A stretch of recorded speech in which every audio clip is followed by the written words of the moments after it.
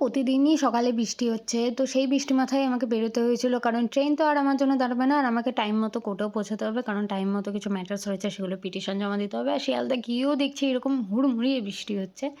Anyway কোর্টে পৌঁছে গেলাম। তারপর চলে গেছিলাম পিটিশন জমা দিয়ে চিফ জাজের রুমে। সেখানে একটা ম্যাটার চলছিল, সেটা জাজমেন্ট আমার শোনা খুব দরকার ছিল। কিন্তু গিয়ে দেখছি ওখানে ক্যামেরা ট্রায়াল হচ্ছে, তাই কাউকে ঢুকতে দিচ্ছিল না। তো বাইরেই বসে জাস্ট ওয়েট করছিলাম আর একটু ক্যাত মারছিলাম।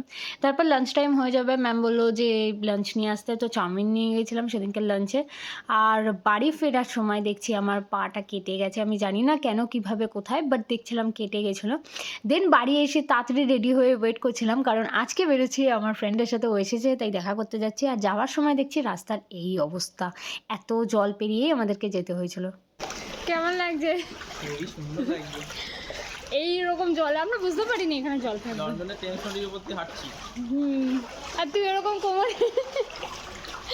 যেন মনে হচ্ছে শাড়ির কইচো কোচরে আর কুচিং মাটিতে পড়ছে ওরকম হবে। পড়ে গেলেই পুরো একেবারে যাবে। পেছনে কত জল। আমরা মাছ ধরতে ওই গলির মোড় ঘুরতে দেখি আরও বেশি জল, প্রায় 1 হাঁটু। আর এত জল পেরিয়ে কোথায় যাচ্ছি দেখাচ্ছি তোমাদের।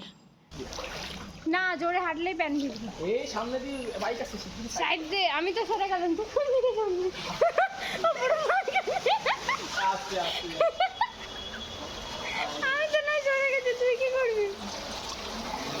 পুরো মাঝখানে, পুরো রাস্তার মাঝখানে দাঁড়িয়ে, মানে কেউ যদি ওকে আসে, ও না এদিক যেতে পারবে না ওদিক যেতে পারবে। আমি তাও এই জায়গাটা উঠে দাঁড়িয়েছিলাম। ওখানে দাঁড়ানো যাচ্ছে? হ্যাঁ, কেন? এই কচ্ছপ কচ্ছপ কোথায়? তুই ধার থেকে আয়, ধার থেকে আয়। তো তোমরা এই দাদাকে তো অনেকেই চেনো যারা বারাসাতে থাকো, এবং যারা আমার ভিডিও দেখো তো প্রায়ই দেখেছো এই দাদার কাছে আমি মোমো খেতে যাই। তো ওকেও নিয়ে গেছিলাম। আর ওইখানকার মোমো অ্যাকচুয়ালি আমরা আগে ট্রাই করেছি, বাট ওই আর কি আসার পর একটুখানি যাওয়া। তো আমরা নিয়েছিলাম মিক্স মোমো, মানে এখানে 2টো গন্ধরাজ মোমো, 2টো স্টিম মোমো আর একটা স্টিম জুসি ছিল। আর আমার অল টাইম ফেভারিট দাদার দোকানে ফিশ ফ্রাই, সেটা তো ওকে ট্রাই করাতেই হতো।